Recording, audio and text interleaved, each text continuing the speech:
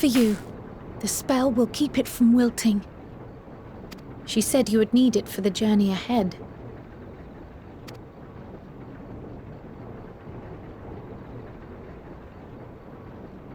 Will you speak with her now? I cannot hope to match Minfilia's clarity, of course, but...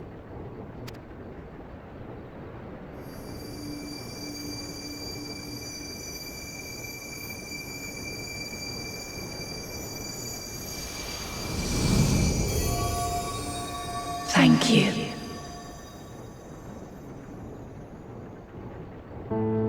Do not worry. She has lent me her body for only a moment. Just as I could not save the first from the flood of light, it has become arduous for me to interact with the physical world without assistance. Though I might converse with you for a time, the incorporeal form I assumed on the ship would be incapable of casting even the simplest enchantment. It is in the depths of the ethereal sea, the place to which all life returns, where my influence is greatest. After Minfilia's sacrifice on the first, it was to the sea, here in the source, where I ferried her soul. I wished that gentle spirit to find rest in the world she loved so well. Her, and another who may yet have a part to play, though that will depend on you. Take the flower, walk free, for you are free, to go where you wish, to believe what you will. That bloom will be your guide, test and proof of your conviction. In darkness, seek joy. Surrender not to sadness, and see beyond despair. Walk free, and bear the light for others to follow. Together, raise it aloft and let it shine, till the end, blinding and radiant.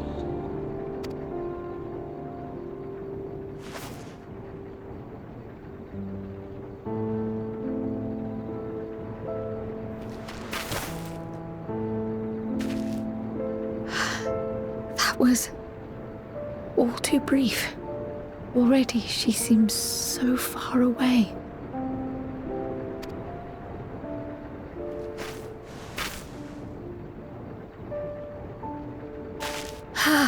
My apologies if I startled you.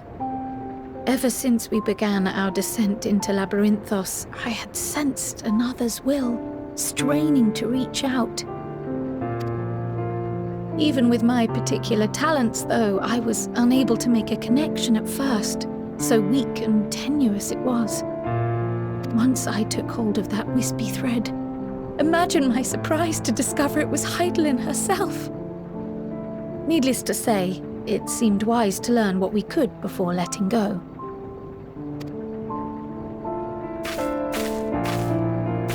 Her answers were more cryptic than I would have liked, but at least she left us with a guide of sorts, that unusual flower.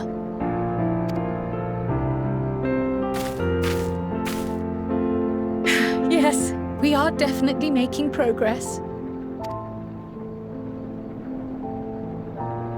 You can't be serious! We've done nothing wrong!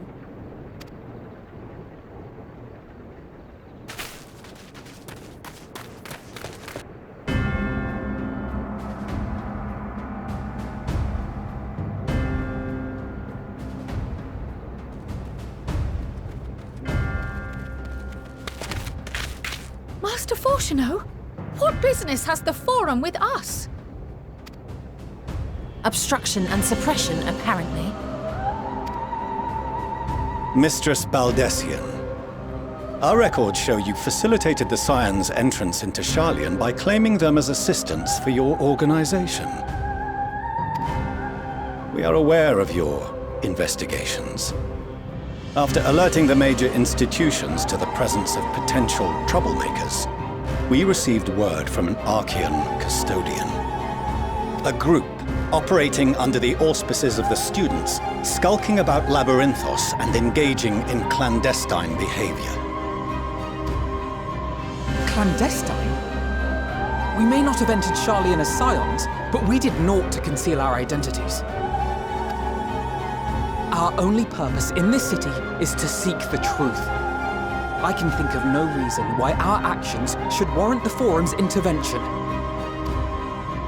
'Tis not our way to discourage the pursuit of knowledge, but the timing of such pursuits must be considered, not to mention their potential impact. With the world in chaos, we, the true caretakers of wisdom, have committed ourselves to an undertaking that demands the utmost discretion. And we will not risk its success by turning a blind eye to disruptive foreign elements in our midst. What then is to be our fate? Will you put us on a ship back to Eorzea? The Forum will convene to examine your case. The results of said inquiry will determine your future in this city. As for your absent companion, he has already been detained. Graha! But why? Is reading a crime now, too? Reading is encouraged, celebrated even. Not, however, of the volumes shelved in the restricted section of the library.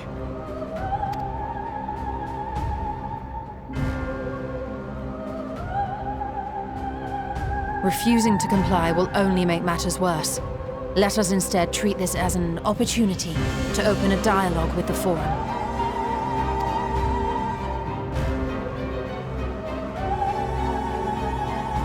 Silence is often one's best defense.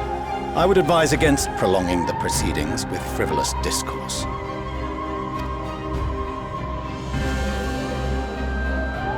But enough. This is not the place for debate. The Rostra await.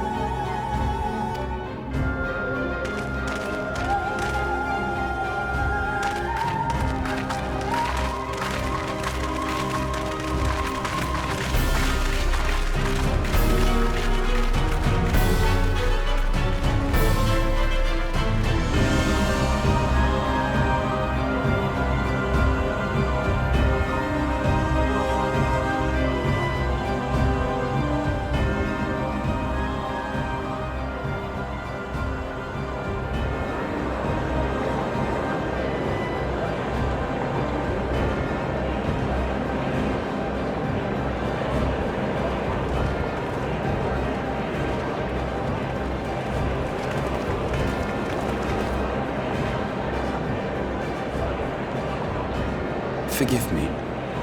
I was careless. We would have been detained regardless. This way, at least, we managed to stay together. I trust your time within the Forbidden Archives was well spent.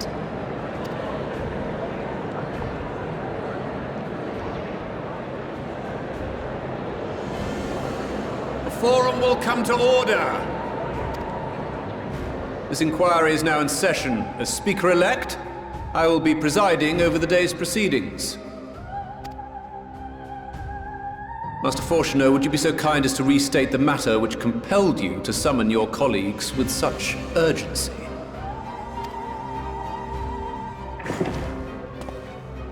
As you are all aware, we recently denied Eorzea's request for Sharlayan assistance. Since then, certain individuals dissatisfied with our decision have taken it upon themselves to interfere with our work. They entered our nation masquerading as associates of the students of Baldesion. But these malcontents are better known as the Scions of the Seventh Dawn. These militants wield influence with both the Eorzean and Eastern alliances, and are inextricably involved with the crises presently afflicting the world at large. Loose in our city, these warmongers sought to meddle with and expose matters of state secret. What are they if not a dire threat to be expelled?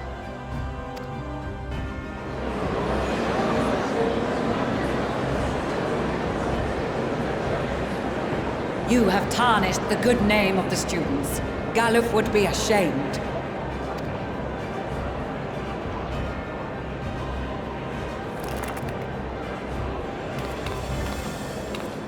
Galuf Baldessian was never one to forsake his fellow man. Even if this nation closed every door and retreated from the world, he would have found a way to help the Scions, help every soul of this star fight back against the coming doom.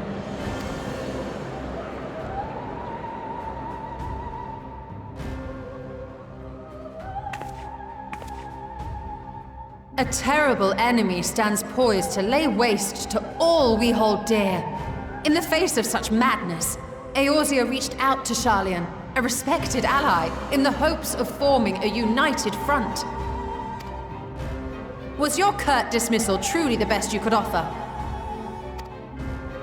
Or are you so preoccupied with your momentous duty of an age-long past that even the end of the world is unworthy of your attention?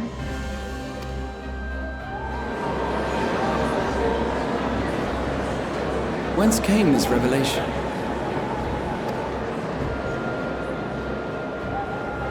From the mouth of a forum member within fortuitous earshot. Then it seems your findings support my own.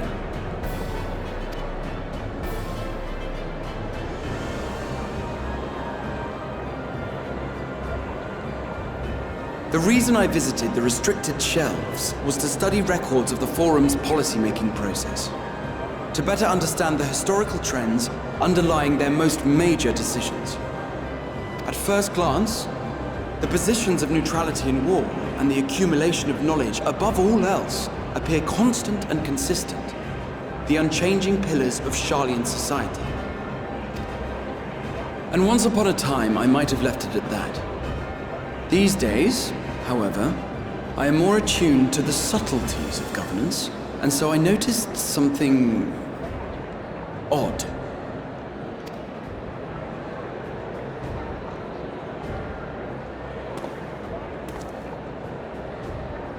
From a particular point in time, the purpose of these policies shifted. No longer was knowledge preserved for the benefit of society. Rather, society was to be gradually reshaped to ensure the preservation of knowledge.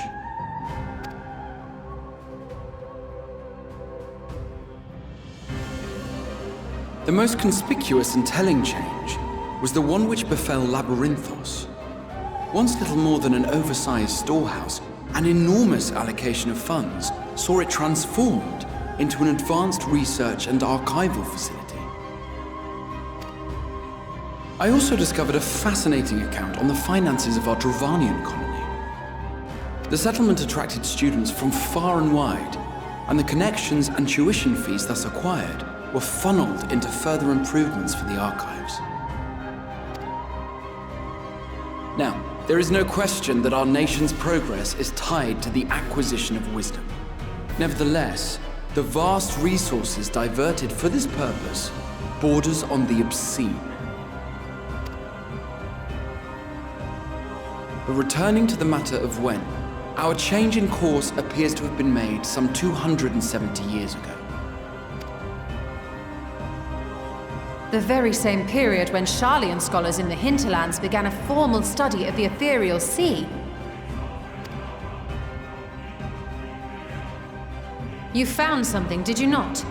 And whatever it was, gave rise to your oh-so-important duty. Mind your tongue, Archon. If you had seen...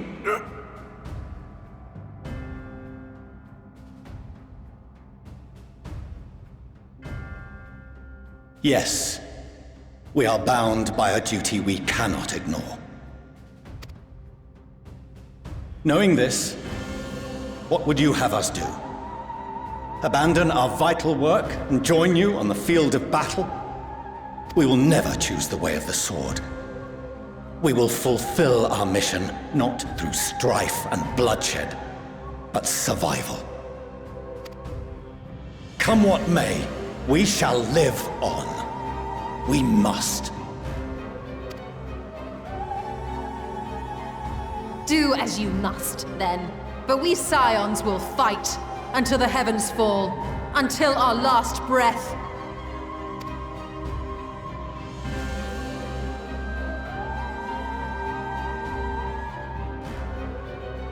Such misguided zeal.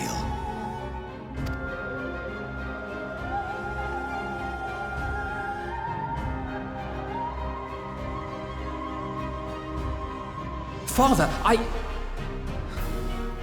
Master Fortuner, I fail to understand the stance you have elected to take. But by the same token, I have yet to find a compelling argument to counter the challenge you put to us in Gridania. Still, in the midst of my uncertainty, I must trust in myself to do what is right, as others have chosen to trust in me.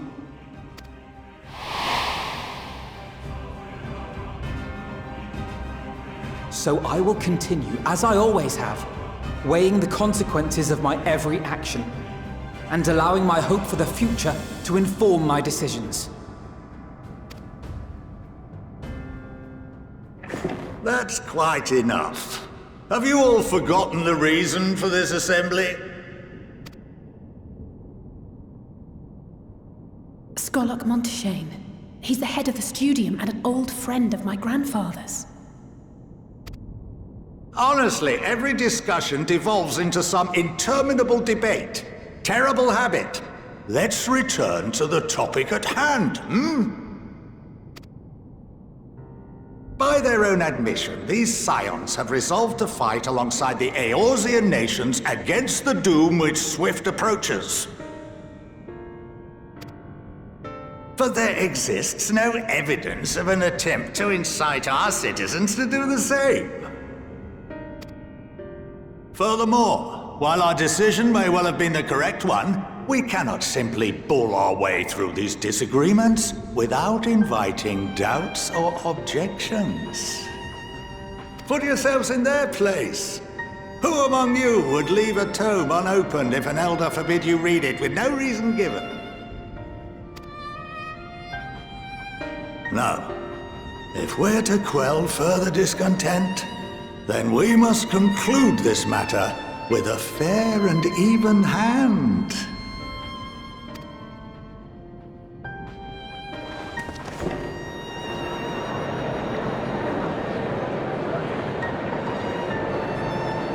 Order! We will have order!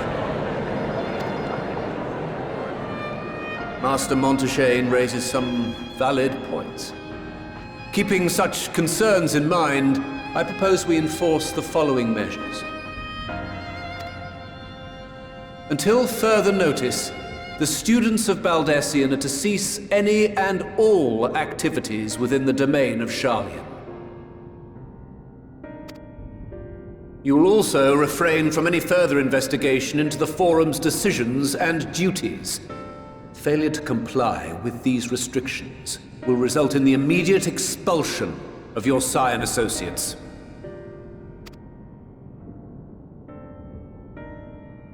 Let us put this judgment to a vote. All in favor, raise your hand.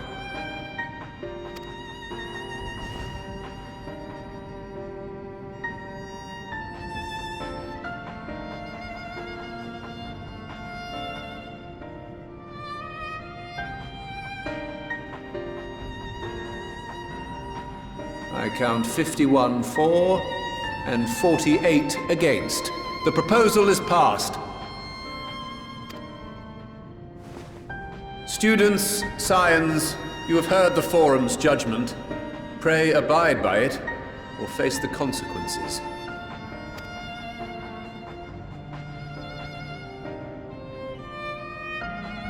Honored members, I thank you for your time. This inquiry is concluded.